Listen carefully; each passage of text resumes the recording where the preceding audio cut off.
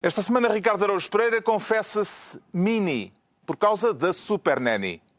João Miguel Tavares sente-se azul, não pelo sangue, mas pelo saco. E Pedro Mexia declara-se superado. Está reunido o Governo de Sobra.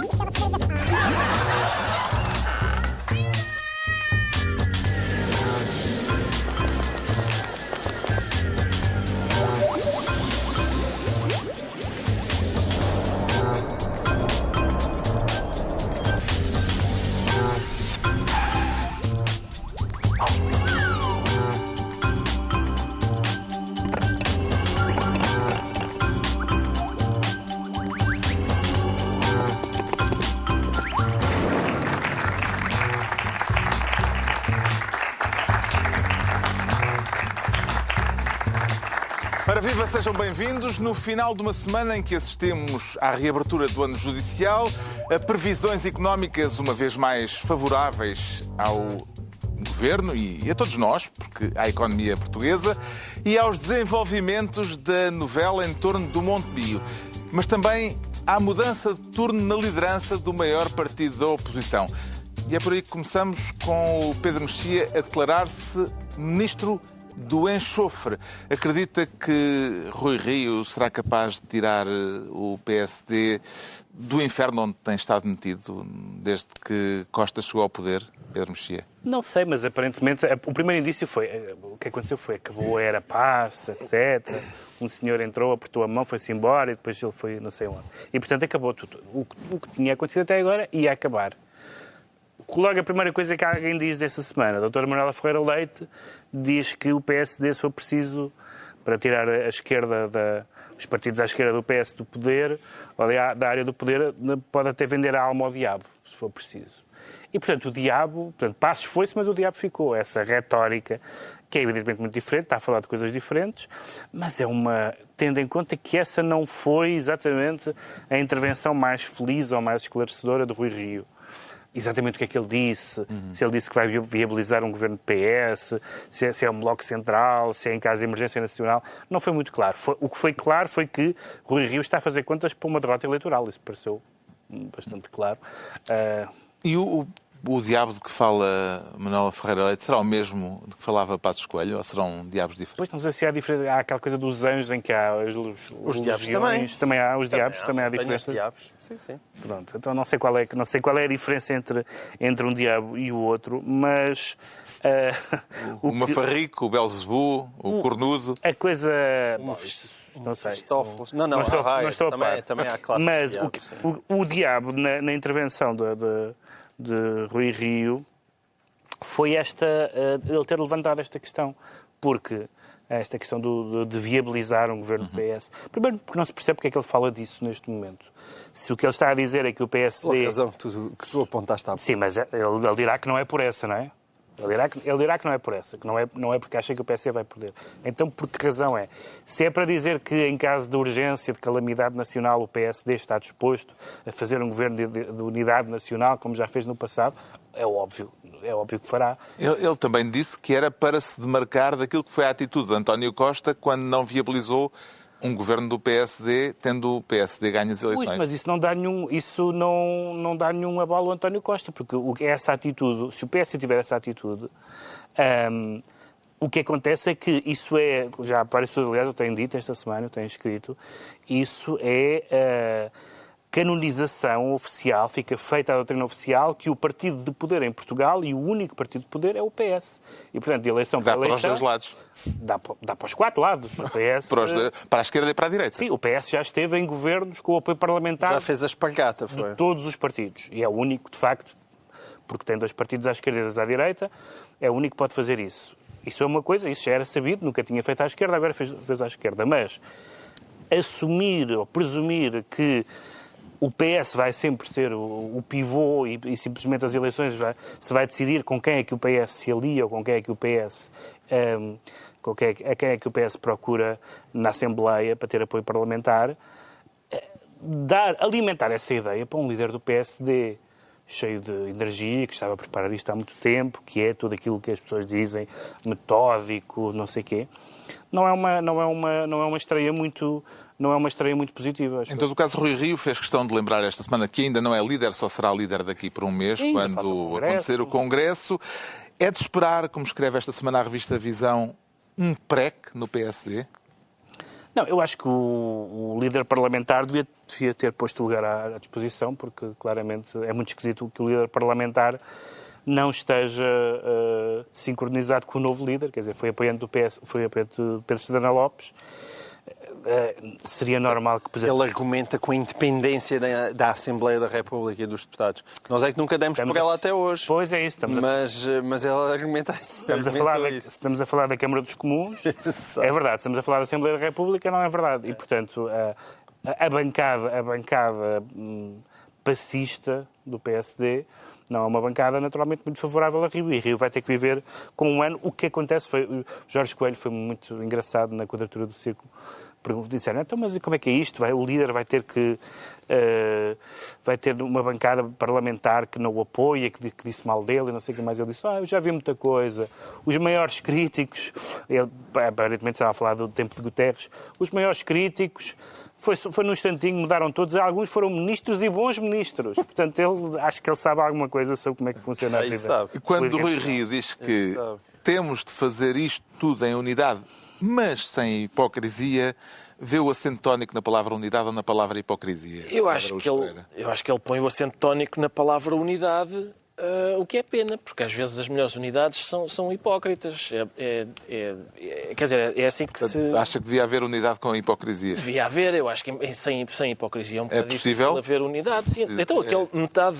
É possível sem hipocrisia? Queria eu perguntar. Acho difícil haver unidade. Olha, porque essa unidade sem hipocrisia, claramente o sublinhado está na hipocrisia. Pois é que Certo, mas Estás a interpretar isso mal. E metade da bancada eu fiz a pergunta porque suspeito que a palavra chave aqui é É hipocrisia. hipocrisia, porque como é óbvio, Claro que a é. unidade, a que é inesperada, é que é importante. Mas é isso, o Rio quer unidade. Eu acho que ele sabe que tem de haver alguma hipocrisia. Ele sabe que não vai haver o que ele quer, mas sem beijinhos. Porque aliás, cerca de metade da bancada parlamentar apoiou o Santana, não é? Bem, houve um terço que não apoiou ninguém. Um terço não apoiou ninguém. Mas unidade sem hipocrisia é uma promessa de uma vassourada. É o terço esperto, não é? Que é como é óbvio. Espera aí que eu não sei para que lado é que isto cai, deixa-me estar sossegado. Normalmente essas são as pessoas mais perspicazes. Agora, isto de facto, como o Pedro estava a dizer, as declarações do Manuel Ferreira Leite sobre vender alma ao diabo para voltar ao poder, significa que o PS é o arroz. É o arroz. A gente sabe que vai haver ou há carne com arroz ou há peixe com arroz. Mas arroz há sempre. E, portanto, o que acontece, ao que parece, todos os partidos da Assembleia da República estão preparados para que, após a vitória do PS... Essa metáfora não sei se é... Não, mas eu tenho mais. É? Tenho outras, sim. Tenho outras. Isso quer dizer que a proteína é o PSD ou é a esquerda? Agora aparece-me um nutricionista para fiscalizar as minhas metáforas. Meu amigo, o que eu quero dizer é o seguinte. O PS, em princípio, todos os outros partidos esperam que o PS ganhe. Eu percebi a metáfora. E depois, mas não, agora eu vou-lhe dar outra proteína. E depois, isto é a minha proposta, é que se instala um varão na Assembleia da República e o líder parlamentar que entusiasmar mais o PS com uma dança exótica forma então governo. O presidente Acho que é a maneira de os cativar. Pronto, fica a proposta. Certo. É capaz de fazer vencimento na próxima reunião do grupo parlamentar. Acredito que sim, já vi coisas mais estúpidas. O presidente eleito do PSD falou esta semana de alguma turbulência no encontro que teve... Depois do encontro que teve com o ainda atual presidente do PSD, Passos Coelho, Rui Rio diz que há alguma turbulência no PSD, depois também diz que não sabe se é só uma coisa que está na comunicação social ou se de facto existe.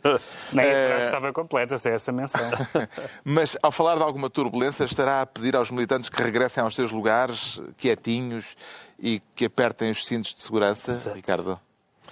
É possível que sim. Eu acho que vai haver cintos para apertar. Rui Rio tem alguma tradição em mandar apertar cintos e outras coisas com um fecho apertado. Mas, sobretudo, quer dizer, enfim, não é melhor não. Mas eu fiquei surpreendido quando... aliás, por isso, é uma das razões para se ficar surpreendido quando as pessoas dizem acabou-se o pacismo no PSD, porque a gente olha e diz, realmente quem vai substituir o Passos é uma pessoa completamente diferente, é uma pessoa que não é austera e tem uma grande sensibilidade social. Não tem nada a ver com o Passos. Mas é mais ou menos também é má coisa. vontade. Quer dizer, tirando o facto de serem do mesmo partido e serem mais ou menos a mesma coisa, não tem nada a ver. Bem, do mesmo partido... As pessoas do mesmo partido são mais ou menos a mesma coisa. São, exatamente. Mas é que estes, além do mais, ainda têm fama de austeridade e de uma sensibilidade social que não é a mais exuberante. Já vejo aí uma certa saudade de Santana Lopes. Atenção, mas eu não nego, eu adorava que tivesse sido Santana. Adorava que Santana tivesse. Aliás, eles são lá. Isso é que era uma festa. Houve aqui previsões. Acertámos todos. Eu disse que ficaria muito surpreendido com o PSD. Acertámos todo? Não. Eu disse, eu só sei Lisboa, em Lisboa ganhou Santana. E ganhou. Foi o que eu disse. Ganhou por pouco, apesar de Acertaram todos. O que eu disse foi que ficaria agradavelmente surpreendido com o PSD se o Santana não ganhasse. Por isso estou agradavelmente surpreendido. Não se nota. Não, mas só estás aqui com veneno. A vitória de Rui Rio nesta corrida à liderança do PSD, torna mais fácil ou mais complicada a vida de António Costa, João Miguel Tavares? Torna mais complicada. É evidente, essa história deles serem grandes amiguinhos, vou ali e já venho, não é? Aí vê. Agora vão estar todos a lutar pelo... Há quem tenha a tese que torna mais fácil na medida em que assim Costa tem duas saídas. Não, pode virar-se para a esquerda ou pode virar-se para a direita. Eu não acho que o Costa queira mesmo as duas saídas, para começar. Acho que ele vai, evidentemente, tentar apostar na maioria absoluta, mas se não a tiver, a aposta dele vai ser que o Bloco de Esquerda tenha os números de deputados suficientes para se poder coligar com o PS, deixando fora o PCP. Pelo menos era... Se eu estivesse em São Bento, eram as contas que eu estava a fazer. Ou se for só por um deputado, pode ser o PAN. Ou o PAN, quem sabe o PAN, sei. Não, eu acho que é claramente o Bloco de Esquerda por tudo o que se tem visto. Não é? Esse é que quer casar com a carochinha. Mesmo o Rui Rio, é verdade que está a mostrar disponibilidade para isso, mas eu acho que é mais uma questão estratégica do que outra. Ele está a fazer contas, e a meu ver bem, está a fazer contas para ver o que é que lhe acontece nas próximas eleições. Com grande probabilidade ele sabe que as vai perder. E Rui Rio não esteve estes anos todos à espera de ser líder para daqui a 1 ano e 9 meses ser corrido pelo Luís Montenegro. Não vai querer isso. Portanto, a sua grande... Se houver maioria absoluta do PS... Se houver maioria absoluta do PS, tem ele é corrido. Feita. Ele é corrido. Isso aí está feito. Mas se não houver, ele evidentemente quer sobreviver. E a estratégia dele vai por aí. Agora, eu acho que vai mesmo fazer a vida mais difícil ao António Costa, até porque acredito que o Rui Rio vai ter o seu estado de graça, não é? Eu ouvi a entrevista que ele deu à RTP, ele deu uma entrevista à RTP logo depois de ter sido eleito. Eu gostei da entrevista, ele está genuinamente entusiasmado. E isso... Não, podia não estar, mas está. Ou seja, ele gostou daquilo. Seria ainda há anos a pensar nisto. Não, mas sei lá, por exemplo, a ti tu também pode correr bem a vida e nunca estás genuinamente entusiasmado. Não é verdade. Não é? Pronto, mas o Rui Rio está. Não é? Ao contrário de Pedro Mexia. Como é que leu aquela frase de que o partido não é um grupo de amigos? Foi uma frase muito glosada. Mas isto bate tudo. O partido não é um grupo de amigos. Realmente acho que há aí alguma turbulência no PSD e a outra que tu acabaste de citar. A hipocrisia. Não é? Da hipocrisia. Sem hipocrisia. Ele já colocou neste momento... Embora ele aparentemente tenha tido alguns problemas futebolísticos, mas neste momento ele já colocou as botas com os pitões de aço e já está de pé em rio, está à procura das primeiras canelas. Não tenho grandes dúvidas que ele vai querer mandar. A única pena que eu tenho, e espero francamente que ele não vá por aí, portanto muda um bocadinho aquilo que é aparentemente a sua natureza. Já tem 60 anos, não é tarde. Não é tarde para mudar de natureza. Esperança sempre que as pessoas mudam. 60 anos, olha, se olhares para o Oliveira, ainda tinha 45 anos à sua frente, Rui Rio. E nunca mudou a sua natureza. Nunca mudou a sua natureza. Mas o que eu queria mesmo é que ele conseguisse ser aquilo que parece que em Portugal é muito, muito, muito difícil, que é ser uma pessoa séria, honesta e não ter a mania de ser autoritário. Parece que não há. Só há duas coisas, que é... És um gajo muito simpático, mas estás-te nas tintas para isto tudo e vai o que vem, as contas não interessam. Ou então, sou um tipo muito honesto e parece que és sempre filho de Salazar. Não. Há uma terceira categoria. Que é? que é um tipo que nem é muito simpático, Não, nem é muito honesto. Também há essa. Há os aldrabões autoritários. Não sei como é que te esqueceste dos aldrabões É autoritários. verdade, também há os aldrabões E autoritários. como é que antevêem as relações políticas de Rio com Assunção Cristas? Haverá química? Eu também acho que a química vai diminuir nesse aspecto. Não é que com Passos e Assunção a química foi declinando, mas Passos verdadeiramente já não contava há muito tempo. Mas não sei se vai haver assim tanta química, porque o Rio não é Palerma e a Assunção Cristas também não. E eles estão a competir pelo mesmo eleitorado. A Assunção Cristas subiu muito na sombra, não é na sombra, é na luz. Quem estava na sombra é o Passos Coelho. Subiu muito, graças ao facto de Passos Coelho ter estado comatoso durante muito, muito tempo. Não é? E isso agora acabou. E graças à estratégia autárquica. E à estratégia autárquica suicida de Passos Coelho. Entregamos ao Pedro Mexia a pasta de Ministro do Enxofre. Agora o Ricardo Araújo Pereira quer ser Ministro do Olho. Só de um, Ricardo Araújo Pereira? Só de um, aparentemente só um E chega. algum deles em especial? Não, mas são coisas feitas a olho. Pergunta tendenciosa. Aparentemente Tendenciosa são. porquê? Há mais do que um? Está bem, está. Foi por causa Ou de... estou a dizer alguma inverdade? Não, tanto faz. Neste caso, tanto faz. Parece-me que são coisas feitas a olho. Assim, a olho parece-me que quer falar das previsões económicas do Conselho das Finanças Públicas. Exatamente. Vai criticar a falta de rigor? O Conselho... Não, vou acho graça, porque eu... Quer dizer, toda a gente que é pequena, que já foi pequena, não é? Tudo que é pequeno tem graça. Em princípio, toda a gente. Em princípio, toda a gente. Eu pelo menos lembro-me de ir fazer alguma atividade potencialmente perigosa, do género, dar de bicicleta sem mãos ou assim, e há sempre alguém mais velho, mais adulto, que diz: isso vai correr mal, isso vai correr mal. E depois, se a gente consegue, dizem: vá lá. E o Conselho de Finanças Públicas tem 2 momentos no ano sempre. O primeiro momento, quando o orçamento é apresentado, a Teodora vem e diz: vai correr mal. E depois, nesta altura, aparece e diz: vá lá. Ora, assim também eu. Mas tu não precisas de adultos na tua vida? Não, certo. Olha, os adultos fazem tanta falta. Mas se a criança consegue andar sem mãos na bicicleta, o que é que ela está lá a fazer? Às vezes vá lá. Não, mas esse é o meu ponto. Às Esse é o meu vezes ponto. acerta. Há de haver, eu sei que há de haver uma altura em que a Teodora diz: vai correr mal, e corre mesmo mal. Vamos lá explicar. A instituição liderada por Teodora Cardoso voltou a corrigir esta semana para melhor as perspectivas da economia no relatório sobre a evolução orçamental até ao fim do terceiro trimestre de 2017. Ainda se fazem as contas do ano passado. Exatamente. E portanto, corrigiu para melhor. O relatório vai ao encontro da perspectiva do Primeiro-Ministro de fechar as contas de 2017 com um déficit de 1,2% do PIB, quando tinha previsto no Orçamento de Estado 1,4%. Exato. E o Conselho de Finanças Públicas tinha dito que não, tinha dito: olha, vai correr mal, e agora... 1,4% não, sim, mas afinal... E portanto, parece assim? sempre... Claro que não é assim. É assim, é. Não, tu estás com o chip de 2016. Outra vez. Não Sim, nada, de 2016. Não, eu sei que foi agora, mas em 2017 a Teodora nunca teve esse discurso. João Miguel, teve sim, senhor. Não, senhora, a Teodora sempre... em 2017, ano passado, disse sempre que o déficit ia ser cumprido. Então porquê é que ela agora está a dizer que, ao contrário do que foi previsto pelo Conselho de Finanças Públicas, afinal então revemos em melhor? É essa? Não, está bem, sim, melhorou um bocadinho. bocadinho. Estamos a falar de décima. Ela faz um número no qual o Freitas Lobo é especialista, que é dizer assim: lá vai ele, já perdeu tempo de remate, gol. É uma coisa que acontece. Já perdeu tempo de remate, gol. E é isso. Teodora Cardoso faz sempre isso. Faz sempre. E já perdeu tempo de remate. Olha, gol.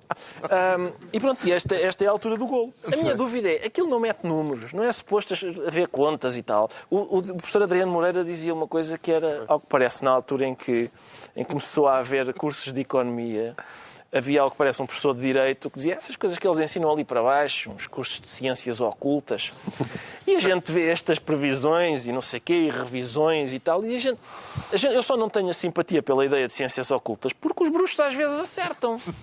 De facto, e aqui não tem havido... Não... Vê nestas previsões do Conselho das Finanças Públicas uma vitória política para o Governo, João Miguel Tavares? Não, que é uma vitória política. Aquilo que está acontecendo na frente económica não há muitas dúvidas. Não é só o Conselho de Finanças Públicas que se enganou nas contas. O Governo também previa um déficit de 1,4 e vai ter 1,2. Bem, enganos desses são sempre bem-vindos, não é? Não, com certeza que são bem-vindos, mas realmente está tudo a correr O bem a anterior António governo Costa. enganava-se ao contrário. É verdade, mas, quer dizer, depende dos anos. Quando chegou a 2015 já estava a Quantos acertar. orçamentos retificativos é que houve? Sem dúvida. Estou a dizer que quando chegou a 2015 já estava a acertar. É evidente que com a economia a crescer, os juros da dívida a baixar e o desemprego a diminuir, pois está tudo a correr bem a António Costa e é mais fácil assim obter os números, não há dúvida disso. Os sucessos do governo... Agora que ele está em birra com a Teodoro Cardoso, está.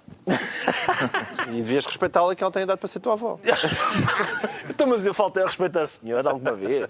Os sucessos do governo, estes sucessos económicos, são só do PS ou parece-lhe, Pedro Mexia, que os parceiros da Geringonça, o Bloco e o PC, vão também conseguir tirar dividendos deles? Claro que vão. Tudo o que corre bem numa... Claro, não sei. Na altura das autárquicas...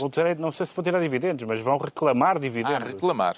Pois. Ou seja, quando se está... Olha o mérito do Donald Trump nos Estados Unidos da América. Já lá também vamos. aquilo está a correr bem. Já lá vamos.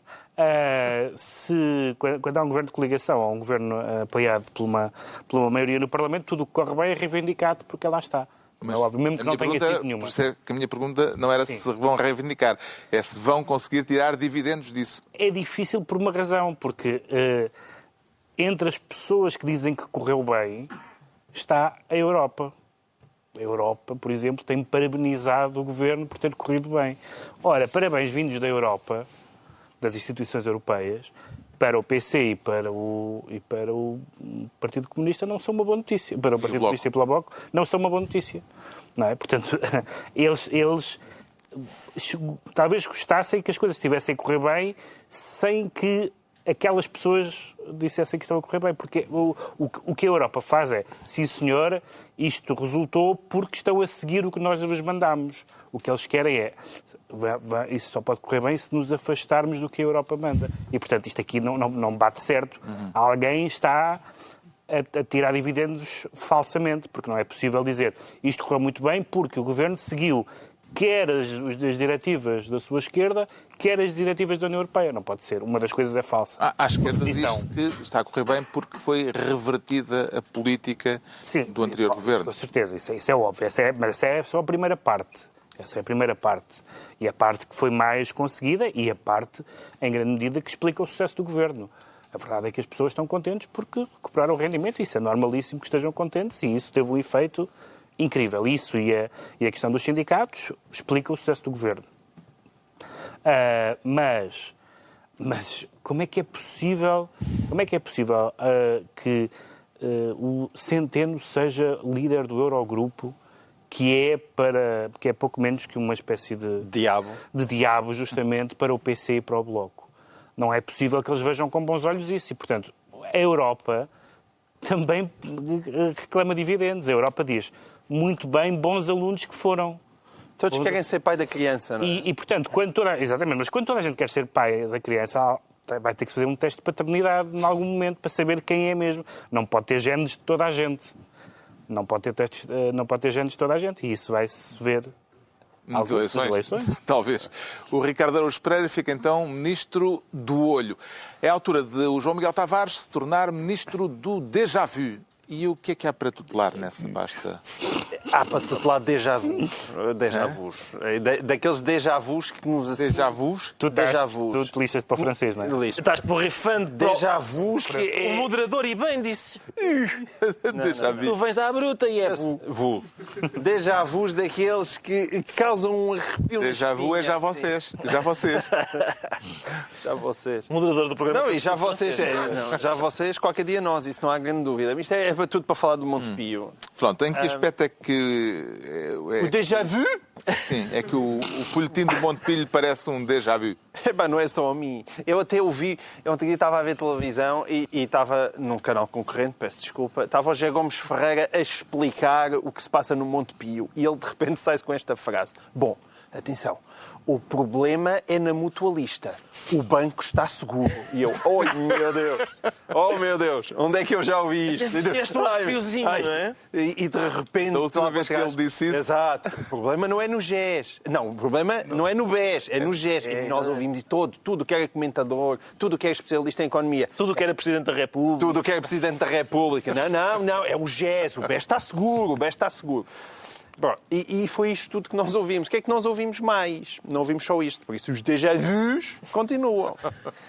De repente, esta semana, sai primeiro uma notícia no Público a dizer: bom, a Associação Mutualista, em 2017, houve um levantamento de 1.000 milhões de euros em depósitos. 1.000 milhões de euros entre pessoas que resgataram o dinheiro que lá tinham e outras que não renovaram a carteira. Ora, só para explicar lá em casa, acho que por esta altura as pessoas já sabem, mas há duas coisas, só para confundir, o GES e o BES tinham o mesmo fim, tinham o E e o S no final, e no caso do Montepio há duas coisas chamadas Montepio que não têm diretamente uma a ver com a outra.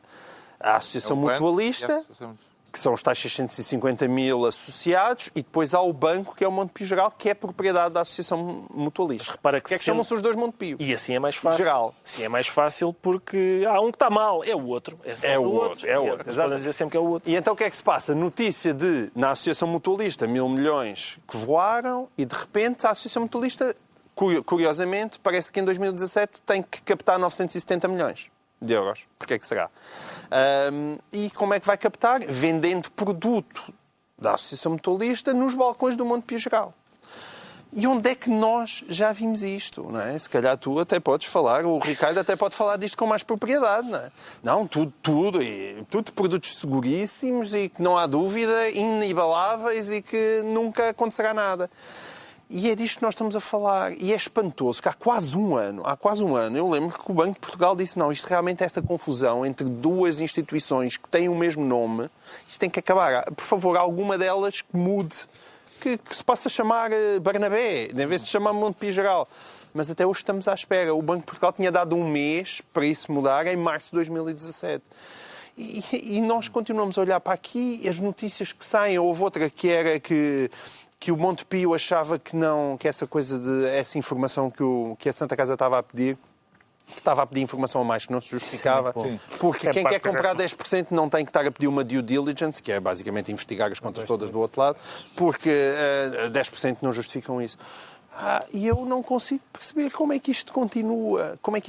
Porque a Associação Mutualista é um buraco, ninguém sabe bem o que é que lá se passa, porque não tem a supervisão do Banco de Portugal, mas sim do Ministério da Segurança Social.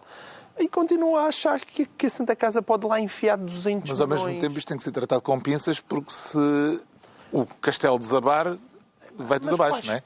Quais pinças? Neste momento já toda a gente sabe, já toda a gente fala, toda a gente tem consciência daquilo, não é? Eu vejo que tu estás a ter algum cuidado para não alarmar, não é?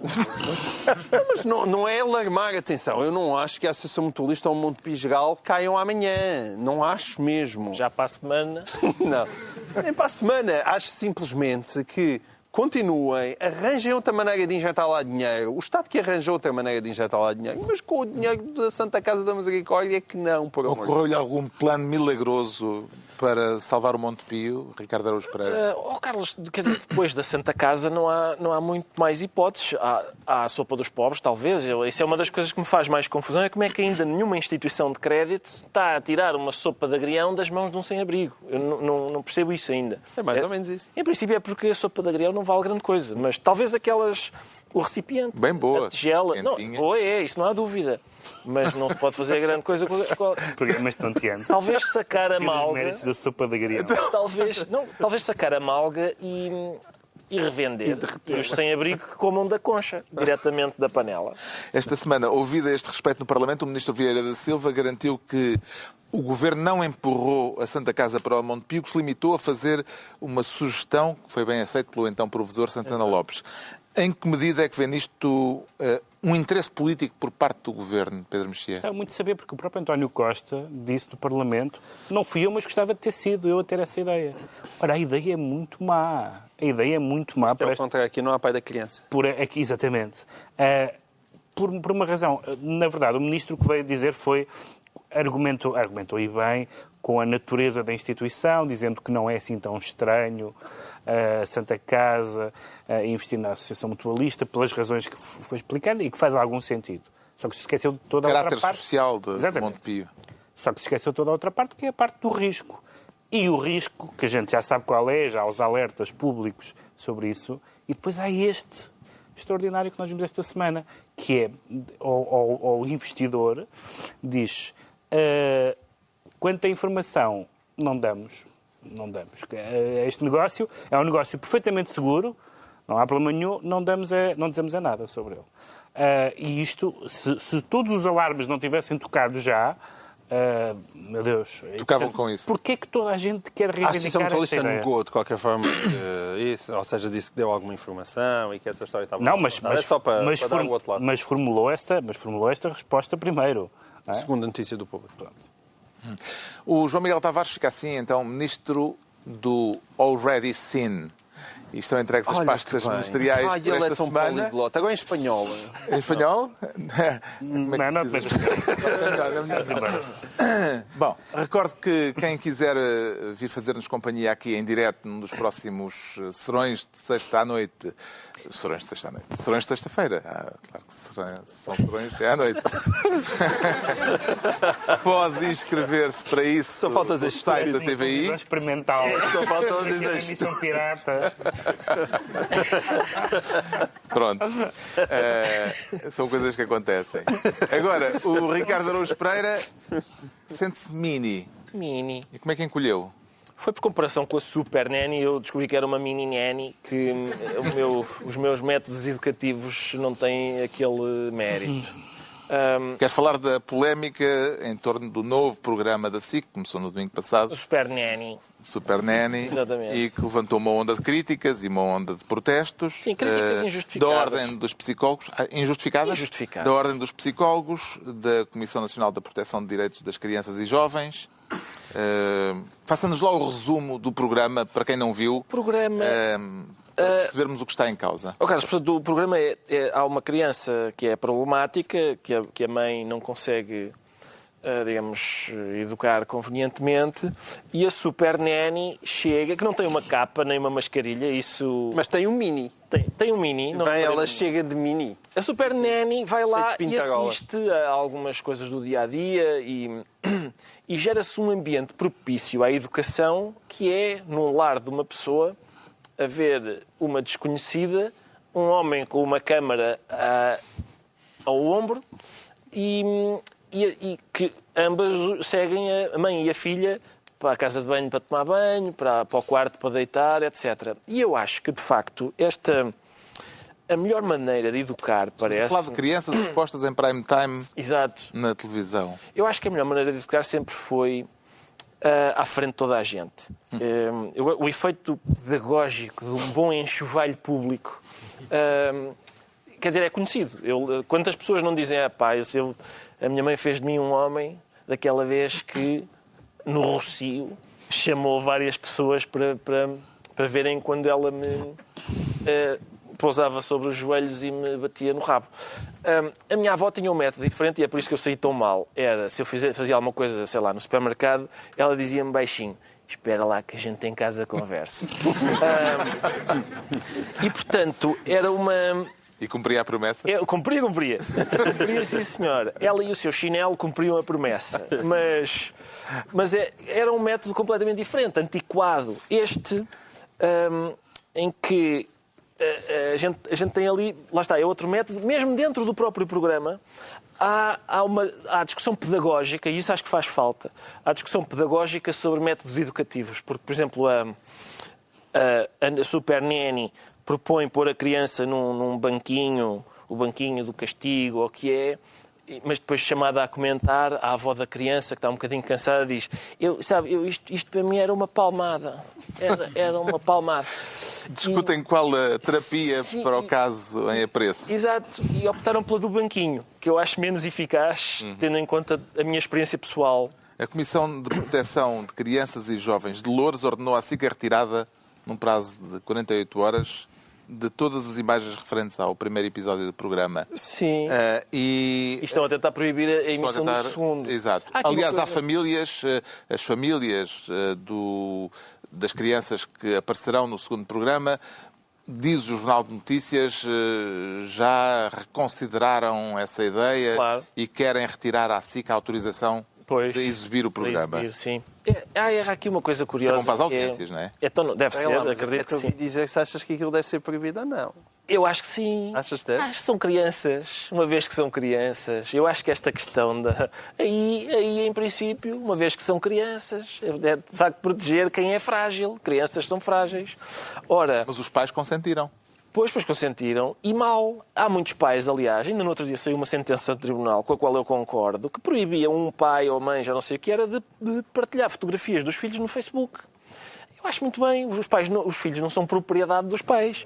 E, portanto, esta ideia de filmar uma criança problemática é um bocadinho inquietante. Esta criança depois tem agora, sei lá, 5 anos, não sei o quê, mas vai ter 12, 15, 21... E pronto, a perenidade daquilo, das imagens que ficam agora gravadas com ela a chamar estúpida a mãe e não sei o quê, isso tem um peso que é bastante, talvez não seja negligenciável para dar a uma criança para suportar esse peso. Uhum. O programa é um formato inglês que já foi exibido em 2 dezenas de países, em todos eles criou controvérsia, mas nunca foi retirado do ar. Parece-lhe que a Super Nanny viola direitos fundamentais das crianças, João Miguel Tavares? E não é nada... Direitos fundamentais é uma expressão... Não é nada fácil responder a isso. Eu não concordo com muita coisa que o Ricardo disse em relação à imagem das crianças e aos pais poderem ou não pôr imagens das crianças no Facebook. Eu acho que os pais têm todo o direito a pôr imagens das crianças no Facebook. Era o que mais faltava. Mas isso é porque eu tenho uma ideia de um conceito de família e eu não esteja minimamente interessado, que era... Hoje em dia há um público, digamos assim, mais instruído, do qual o senhor Dr. Ricardo Pereira faz parte, que se tudo isto fosse levado às últimas consequências, o impacto disto seria que as crianças praticamente desapareceriam do espaço público. A gente continuava a vê-las nas ruas e nas escolas, mas de repente desapareciam da televisão, desapareciam das redes sociais, e eu não quero viver num mundo que parece sem crianças. Okay? Acho que as crianças estão integradas num espaço que é o da família e acho que o direito de imagem das crianças é dos pais até elas terem a idade adulta. E acho que deve ser. Mas atenção, há uma diferença muito grande entre uma criança ser... fotografada na praia ou nos anos da avó. E ser atriz ou ator, por exemplo. É uma criança que está no espaço público. Embora ser atriz e ator também podes levantar. E também, não, e há questões para levantar. Atenção, sim. E há questões para levantar aí. E outra é estar a ser educada em público. Exatamente.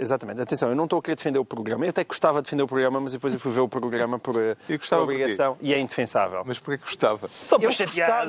Eu gostava porque eu sou muito sensível a estas questões, como imagino, com 4 putos lá em casa, sou bastante sensível a estas questões de educação e mesmo eu, quando vejo debater o programa, as pessoas estão muito preocupadas com a criança, quando eu, na verdade, mais do que aquela criança, que daqui a 10 anos já ninguém se lembra nada daquilo, estou mais preocupado com aquela família, porque o problema daquilo é o impacto que o problema tem, não na criança em si, mas na família como um todo. Aquilo é uma exposição brutal e depois é utilizado as artimanhas da telenovela mais rasca para fazer o programa. Já percebeu se aquilo é um programa de informação ou de entretenimento? Não, é claramente um programa de entretenimento com coisas tão simples como essas. Às vezes a miúda, eu vi o programa, a miúda de vez em quando também levantava a mão para os pais, mas levantava a mão para a mãe e dava-lhe assim uma palmadinha que evidentemente não se ouvia, mas e depois a sonoplastia e a pós-produção colocavam aquilo uma estaladona. Esses pequenos tem pós-produção e tem sonoplastia, o que transforma logo aquilo. São pequenos detalhes que mostram muito que as boas intenções daquele programa vou ali e já venho. Agora, isso não significa que os conselhos da Super Nanny não sejam válidos e um outro pormenor que eu acho que as pessoas... melhora o banquinho do castigo do que a palmada. Não, isso depende. Mas eu acho que muitas crianças... Eu não sou anti-palmada. Acho que de vez em quando uma bendada não se perde nada. Eu acho que fazia falta... Mas acho que o banquinho do castigo... Depende imenso das crianças. O problema é esse. Não existe uma fórmula de educar crianças como se as crianças fossem todas iguais. Eu acho que fazia falta... As crianças têm que ser adaptadas àquilo que elas são. Eu fazia falta uma mega nanny que explicasse à super nanny que aquilo talvez não seja boa ideia e depois uma hiper nanny que viesse corrigir a mega nanny. Uma matriosca de nanny. Não, mas o que eu só dizer é... Mas eu, ao mesmo tempo, ponho-me na pele daquela família que, atenção, há ali um problema muito grave que surgiu numa notícia do Correio da Manhã, que é que aquela família teria ganho 1.000 euros, tinha recebido 1.000 euros. Eu não vi ainda assim que desmentir isso. Se aquelas famílias estão a ser pagas, ainda que 1.000 euros possa ser um valor mais ou menos simbólico para elas disporem do tempo e não sei o quê, mas por amor de Deus, as famílias receberem dinheiro parece uma absoluta obscenidade logo aí à partida. Agora, aquela família precisa de ajuda. E às vezes isto se esquece, não é? Olhar com a câmara desligada. Certamente com a câmara desligada. A minha questão é como é que se ajuda aquela família sem ser super... É porque a família precisa, de facto, de uma super nanny. Portanto, isto também nos coloca a todos como sociedade de saber que diante de uma família daquelas, naquele caso uma família monoparental, em que tanto a avó como a mãe demonstravam-se absolutamente incapazes de educar a miúda, aliás, o problema não era com a miúda, o problema era mesmo da falta de autoridade das pessoas que deviam tomar conta da miúda. Como é que a sociedade como um todo também responde àquilo? Porque aquilo, para mim, é uma coisa muito visível. Isso traduz-se também na maneira como as crianças estão na escola e tudo isso. Eu, como tenho imensos filhos, acabo-me por deparar com situações que às vezes são semelhantes. E eu penso que as pessoas sentem-se muito desprotegidas. E eu também não queria muito estar a falar de alto, como de repente aqueles pais fossem apenas uns bárbaros, porque o caminho com que as coisas estavam a levar, daqui nada só faltava pedirem à CPCJ de Loures, irem lá à casa retirar a criança, porque nem a avó nem a mãe deviam estar com ela. E é preciso ter muito cuidado, só por isto, e eu calmo já, é para não confundir má educação com maus tratos. Porque o Estado não tem que intervir na má educação das crianças. Tem que intervir se as crianças tiverem a ser maltratadas. São coisas completamente diferentes. O Estado, e é bom que não se confundam. Vamos por aí. O Governo devia intervir neste caso, como pede o Bloco de Esquerda, Pedro Mexia? Com esta pequena distinção que o João Miguel fez, que eu acho que é uma distinção justa entre uma educação discutível e uma educação e os maus tratos, mas também é a responsabilidade da televisão. É assim, eu sou, como aliás temos amplamente discutido aqui, eu sou muito liberal em praticamente todas as coisas. Acho que as pessoas têm direito de fazer coisas imorais, nocivas, grotescas, mas isto, na minha cabeça, quando eu penso essas coisas, é sempre com adultos que está em causa. Quando o exemplo típico é o exemplo da pornografia. Ou, por exemplo, que tem tido muitas discussões em muitos países, o que é que se pode mostrar, o que é que as pessoas podem ver, não sei o que mais. Um adulto pode ver o que quiser. Quiser. Uma criança não pode ver pornografia. Parece-me assim. E um adulto pode ver pornografia de crianças? Como assim? Pornografia de crianças é crime. Bom, ótimo. Não, estavas a dizer assim que o adulto pode fazer qualquer coisa, então não que pode não fazer seja crime. Pois claro. Só faltava fazer... Isto é o só faltava sublinhar isso. É bom, também não podes atropelar pessoas. Está bem.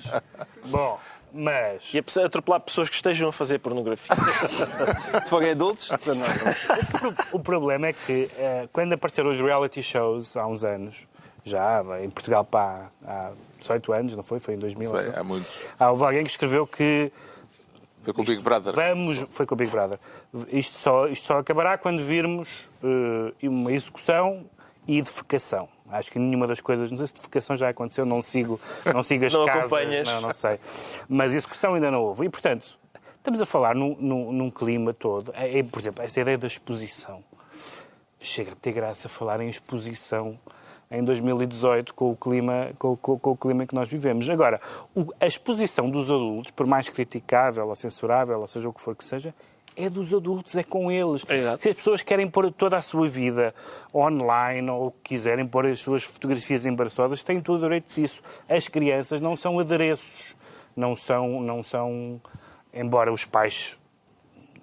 embora não sejam titulares de decisões jurídicas e outras, por isso é que os pais tomam conta delas até à maioridade, mas os pais não as podem usar como quiserem. E uma coisa é isso, uma coisa é pôr uma festa de família numa rede social, isso não vem mal nenhum ao mundo aí. Agora, este tipo de coisas que têm uma componente de humilhação, para todos, não é só para as crianças, aliás, nessas são as crianças mais... é menos humilhada. Exatamente, era isso que eu ia dizer. Mas em todo o caso, é a exposição da vida de uma pessoa cuja opinião não foi perguntada, porque obviamente não tem idade para decidir. E o que diz o Ricardo, aquilo são imagens que ficam, apesar de ninguém se lembrar daqui a uns tempos, essas imagens ficam. Se houver um episódio... E a internet hoje faz com que a posteridade seja eterna. Eu quando coloco a questão todos nós temos essa tendência, mas agora retiremos a super nanny do quadro. Aquela família em si ficava melhor. É que não ficava, porque aquela família, claramente, sem uma intervenção externa de ajuda, não tem condições a questão para é ser televisionada. Portanto, não é isso haver gravações que ficam Com para o certeza, futuro, mas indefinidamente. E ninguém é contra o apoio àquela família, até se calhar sem... Mas é só esse passo que é preciso dar, que é porque senão Não, parece mas 10 vezes... a questão que está em causa é o Desligue-se a A televisão. polémica não é essa. A polémica Sim, é que está uma programa de câmara ligada. Se não tivesse uma câmara ligada, Pois, estamos mas a eu falar... acho que a polémica não é só social. essa é uma polémica, Não há mas essa nada questão contra- social também vale a pena Claro. ser debatida. Certo, mas não há nada- Cada Ah, vez tá bem, mais isso é outra há coisa. famílias com uma grande dificuldade em gerir a educação dos filhos. Só para esclarecer, não sou contra, como é óbvio, o apoio psicológico àquela família, até por uma profissional que não seja super. Que não tenha superpoderes, pode ser, na mesma. Pode ser Está esclarecido então porque é que o Ricardo Araújo Pereira diz sentir-se mini. Quanto ao João Miguel Tavares, declara-se azul. Descobriu parentela nobre, João Miguel Tavares? Não, nada disso. Não é tem. então uma questão de sangue azul? Não é uma questão de Será que sangue tem alguma azul. coisa a ver com a companhia aérea do novo dono da TAP, que é azul, Bom, precisamente? aí já estás mais próximo, sim. Já estamos- E há dinheiro a voar também. Portanto, tem alguma coisa a ver com aviação. sim. Quero falar das novas revelações sobre o Grupo Espírito Santo, É. que depositou na conta de Miguel Frasquilho, o atual chairman da TAP, Sim. daí a ligação, na conta Já se de viu. Miguel Cartilho e de Frasquilho e de familiares de Miguel Frasquilho. E também de Manuel Pinho. também de Manuel Pinho. E ainda de muitos mais. Era dinheiro saído de um saco azul muito Sim, providencial. a famosa S Enterprises. Nós aqui há uns tempos já falámos disso, mas o Miguel Frasquilho ainda só é em 50 mil. Abaixo até de 50 mil, agora Era já 90 e tal está mil. perto dos 100 mil. E Miguel Frasquilho tem dado as suas explicações e, no meu entender, as suas explicações são altamente sonsas e muito pouco convincentes. Vê indícios de marosca, neste caso? Vejo muitos indícios de marosca. E eu explico porquê. Miguel Frasquilho justificou, tanto quando se sabia de outra quantia como esta, que já subiu até os 98 mil, que foi que esse dinheiro saiu da S Enterprises e foi entrando nas contas de vários familiares do Miguel Frasquilho, e ele justificou que era com dívidas que aparentemente tinha para a família e, portanto, tinha pedido ao BES para fazerem Tem que encaminhar diretamente o dinheiro. encaminhar diretamente para a família. O que é que, curiosamente, parece que no BES há imensa gente com dívidas à família. É porque não era só Miguel Frasquilho. Era uma prática. Portanto, havia outras normal. pessoas no BES, portanto, os funcionários, parece que para funcionário dos BES implicava que os altos cargos já tivessem todos dívidas para com a família, porque quando eram pagos, o dinheiro insistia a ir para a família. E, portanto, não é só o caso de Miguel Frasquilho. E essa coincidência é uma daquelas que já custa um bocadinho a engolir. Podem também ser famílias problemáticas. Eram A precisar famílias da problemáticas, precisavam da super nanny Ricardo Financeira, Salgado, financeira. que foi realmente a super nanny do regime. Não há a menor dúvida E há disso. também o caso de Manuel Pinho, o Esse vem ex-ministro também o da caso de Economia, Manuel Pinho, com que mais aí já estamos 300 a mil falar em euros. 315 mil O euros. ministro dos Corninhos, para quem Ministro se dos lembra Corninhos. do Diz famoso também episódio, que é tudo legal. que motivou na altura, aliás, um programa especial, Sempre emissão especial atentos do às Governo grandes Sombra. questões do nosso tempo. Portanto, Miguel Frasquilho, Manel Pinho e a investigação que o Luís Rosa tem andado a fazer no Observador já vai em 50 pessoas e 20 milhões de euros distribuídos por aí. E eu acho que é realmente muito importante nós conhecermos esse saco azul. Eu já disse isso aqui, mas é mesmo muito importante para o funcionamento do regime. E é muito triste ver as pessoas continuarem a usar desculpas tão destapafúrdias como isso realmente era uma dívida que eu tinha para com a minha família, ou quando lhes perguntam, mas esse dinheiro foi declarado ao fisco, elas responderem, bem, eu sempre pedi à minha entidade empregadora que declarasse tudo ao fisco. E a entidade empregadora diz, não, quem tinha que declarar ao fisco eram os funcionários. Portanto, a história está mesmo muito Mal contada. As explicações dadas por Manuel Pinho e por Miguel Frasquilho a este respeito convenceram no Pedro Mexia? Nós já tínhamos aqui falado nas explicações de Miguel Frasquilho, esta ideia de fazer o ajuste de contas, ou seja, em vez de eu receber o dinheiro que me é devido e depois para pagar as minhas dívidas, ser a entidade que me vai pagar, que trata da minha lavandaria financeira. E lavandaria Miguel aqui Frasquilho bom também sentido. diz que É bastante nunca esquisito. escondeu em nenhum momento, em nenhum currículo, Mas a ligação ao BES. Sim, mas o problema aqui... Enfim, há toda uma discussão sobre o que é que ele tinha ou não tinha no currículo, mas o problema aqui foi isto que o João Miguel falou, foi que, na verdade, a explicação poderia ser insólita, mas credível, essa explicação do ajuste de contas familiar, se depois essa investigação que está a ser agora publicada não revelasse que que havia uma prática de dizer isto devia estar no nome da sua mulher, isto devia estar no nome dos seus filhos, etc. E, portanto, se essa prática existe, a não ser que toda a gente que se aproxime daquele grupo tivesse dívidas familiares, o que, enfim, seria uma coincidência bastante bizarra, torna as explicações um pouco inquietantes. Como há outras coisas inquietantes, a confirmação de que foi Ricardo Salgado que sugeriu a Manuel Pinho como ministro, a José Sócrates, etc. Há várias coisas inquietantes, mas aquilo é realmente bastante intrincado, vale a pena ler, aliás vai continuar, suponho eu, que não está tudo publicado e é bom que saibamos tudo sobre aquilo. Que ilações é que tira Ricardo Araújo Pereira de ser hoje em dia mais lucrativo ter acesso a um saco azul do que ter sangue azul? Carlos, quer dizer, eu não sei se é uma coisa de hoje em dia, eu acho que sempre foi melhor ter dinheiro, sobretudo dinheiro que, pelos vistos, tem determinadas características, mais uma outra fluidez, digamos assim, e tal, do que ser filho de alguém importante. Eu, infelizmente, não consigo... uma vez eu a jogar à bola, era livre direto e eu fui para a barreira. Ele veio com a bola em cheio, durante uma semana fiquei com o saco azul, mas... é o meu único contacto com Mas não saiu de lá nada, não é? Com esta realidade, sim. Não saiu de nada, Aldalden? Não tenho mais contributos para dar para esta discussão do que tem tudo no sítio. Não, está tudo em ordem, obrigado. Agradeço a preocupação, mas sim, está tudo. Já sabemos porque é que o João Miguel Tavares se declara azul. Vamos agora tentar perceber porque é que o Pedro Mexia diz sentir-se soprado. De onde é que vem o sopro, Pedro Mexia? O sopro vem porque nós estivemos aqui a falar, há pessoas que dizem assim, há uma parte boa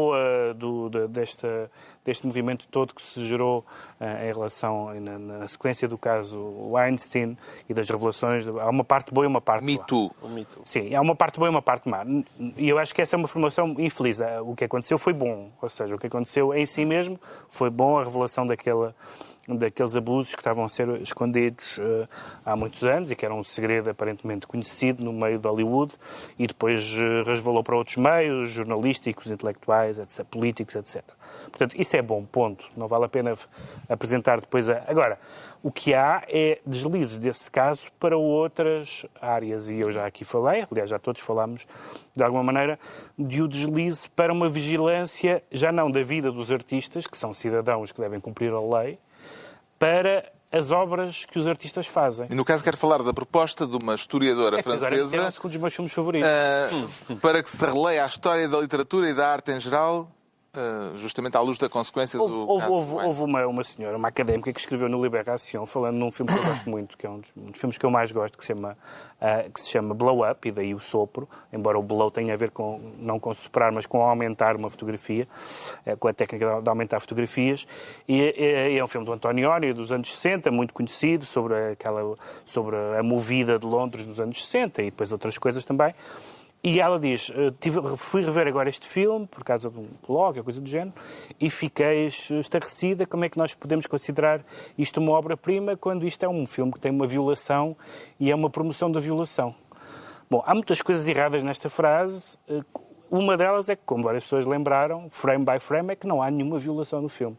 Há uma cena sexual a 3 esquisita, mas dificilmente pode ser definida como uma violação. Saltar daí para uma promoção da violação, ou seja, imaginamos que o filme tinha uma violação, porque é que é uma promoção da violação? Porque é que mostrar uma violação num filme significa estou a aprovar isto. A gente se lembra do filme da Jodie Foster, Ninguém Achou, baseado ali numa história com os descendentes de uma mulher que foi violada por um grupo de homens. Alguém se lembrou de achar que aquele filme era uma promoção da violação. Não, era um filme sobre a violação. Enfim, era um filme sobre várias coisas, mas também sobre isso. Mas dá-se o caso daqui, nem sequer haver violação nenhuma. E começa a haver... Esta historiadora diz mais do que isso. Diz que o cisma provocado pelo caso Weinstein e as suas consequências em cascata não será de facto uma ocasião inesperada e necessária para reler a história da arte, do cinema e da literatura?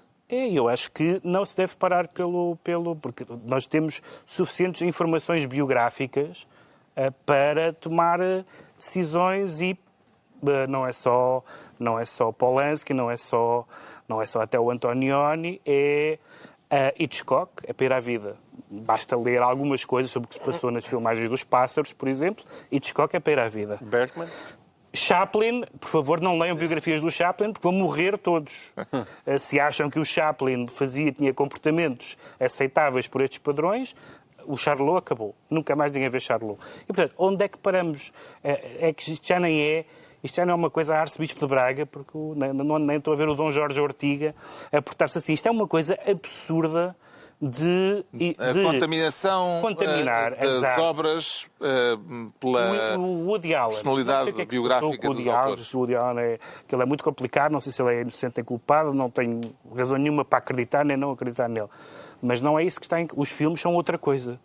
E se nós perdermos esta noção de que a arte é outra coisa, e se vamos ver a biografia, o cadastro, etc., nós vamos ter que fazer razias na arte ocidental, e não só ocidental, mas a ocidental é a que conhecemos melhor, porque este era isto, o outro era aquilo, o Caravaggio era homicida, o Genet era um ladrão, e onde é que para? Onde é que para esta ideia de que os artistas têm que se portar bem, senão não são artistas? Claro que os artistas não têm nenhuma licença especial para se portar mal, são cidadãos como os outros. O que o Polanski fez foi uma infração à lei indiscutível, aliás, confessada pelo próprio.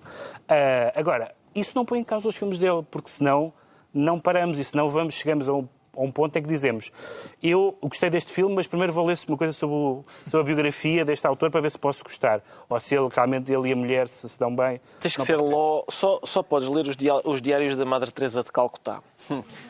Mesmo assim. Ou então todos os autores, a partir de agora, têm o pseudónimo Madre Teresa de Calcutá. Viste o último filme da Madre Teresa? Está bom. Primatur. Sim. As denúncias de assédio sexual continuam a multiplicar-se, nomeadamente nos Estados Unidos. Esta semana surgiu um caso que gerou controvérsia.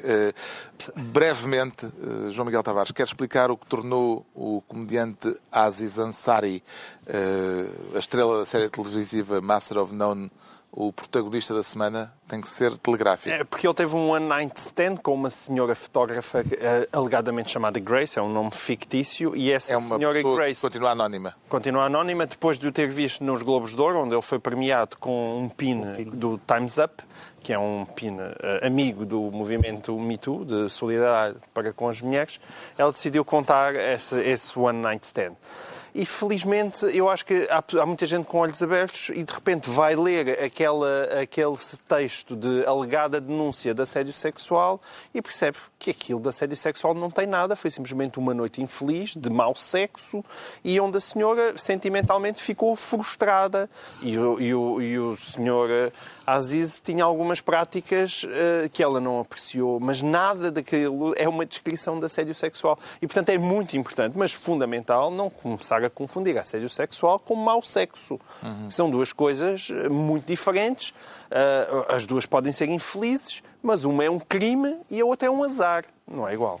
Quem é que cabe destrinçar o trigo do joio em acusações desta natureza, Ricardo Araújo Pereira? Isso é uma boa pergunta, aliás parecida com uma pergunta que a Margaret Atwood fez num texto que saiu também esta semana. E a coincidência desses textos, o texto da Margaret Atwood, das 100 francesas, de várias das jornalistas de que falámos na semana passada, que ainda por cima tocam às vezes nos mesmos pontos, por exemplo, no tema da... Às vezes com retórica diferente. Sim, às vezes com retórica diferente, mas tocando nos mesmos pontos. Por exemplo, a questão de uma evolução negativa e prejudicial ao movimento para uma espécie de caça às bruxas, de que quase todas falam, sobretudo as francesas e a Atwood falam também na questão da arte, do policiamento da arte, que me parece de facto estar relacionado com, digamos, uma nova perspectiva aqui. E isto, quer dizer, só assim, de repente aqui temos o blow-up, do que o Pedro falou, temos aqui há pouco tempo aquele quadro do Metropolitan Museum que duas feministas queriam retirar, temos a Carmen do Bizet a ser encenada a algures, mas no final, em vez dela morrer, é ela que mata o senhor. E esta questão, a recuperação do Woody Allen, uma coisa periódica, acontecimentos que tiveram lugar há 25 anos e em relação aos quais ele nunca foi... ele foi, aliás, ilibado e, portanto... não chegou a ser julgado. Nem sequer chegou a ser. A investigação que concluiu que não havia... Exato, concluiu que não havia. Agora, esta questão quer dizer, nem de propósito. Esta questão do Aziz Ansari, nem de propósito, vem dar razão a todas essas preocupações que se prova que eram legítimas, porque esse caso de facto, é um caso de uma diferença de expectativas. O Aziz Ansari queria sexo, a moça queria romance. E depois, há uma coisa curiosa que eu vi na CNN, citavam um tipo que tinha estudado as reações ao caso Aziz Ansari, e ele dizia que havia uma clivagem geracional. De um modo geral, mulheres mais velhas diziam que ela devia ter sido mais clara e até ter ido embora na altura em que aquilo não lhe estava a agradar. E mulheres mais novas tinham tendência para dizer que ele devia ter sido mais sensível e a tinha pressionado.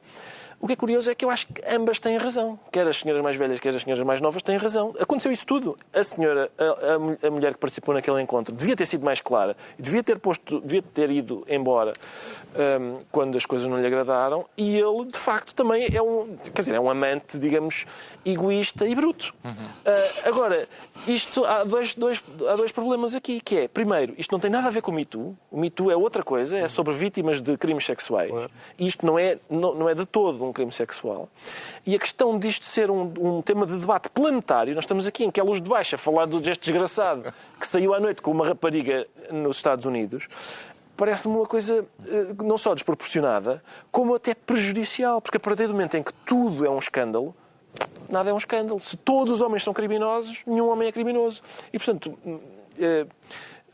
dizer que este caso... Atenção, há coisas para discutir sobre este caso, de facto. Não é agora. Se calhar não é agora. Não é agora. E é pena. Vamos aos decretos, rapidamente, 2 frases a cada um. Pedro Mexia, decreta oportunidade. Oportunidade tem a ver com esta discussão sobre se deve ou não ser julgado o Manuel Vicente por crimes de corrupção. O vice-presidente de Angola, ex-vice-presidente de Angola.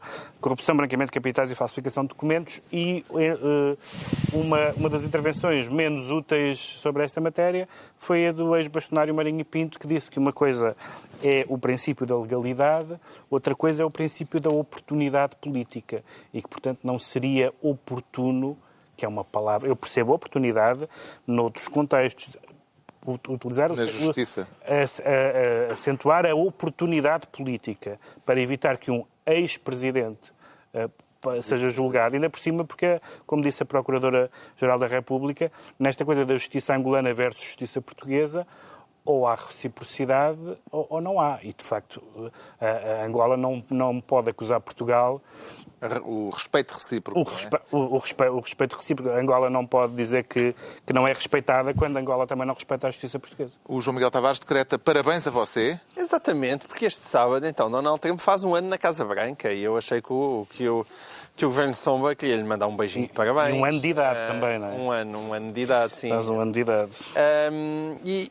Enfim, era mesmo basicamente para isto. Para assinalar. E enquanto os jornalistas têm ganho imenso, não é? Só o New York Times já subiu as suas assinaturas em 1/3, desde que Donald Trump lá está.